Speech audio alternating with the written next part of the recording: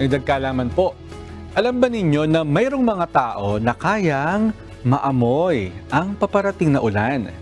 Kinumpirma po ng mga siyentipiko na may mga tao na kayang malaman kung uulan sa pamamagitan lamang ng kanilang mga pang-amoy. At ito ay may kinalaman sa mga bagay na humahalo sa hangin bago at pagkatapos ng ulan. Narito po ang ilan. Yung tinatawag na ozone, isang klase po ng amoy na nalilikha o nangyayari kapag nahati po ng kidlat ang oxygen at nitrogen. At ito ang lumilikha ng isang amoy na dinidescribe nila bilang clean or sharp. Isa pa ay ang petrichor. Ito yung amoy na sinasabi nilang amoy lupa. Maamoy ito kapag sumisingaw ang lupa dahil sa ulan. At nalalaman ng ibang tao na uulan na kapag ang amoy na ito ay nadala sa ibang lugar na hindi pa umuulan.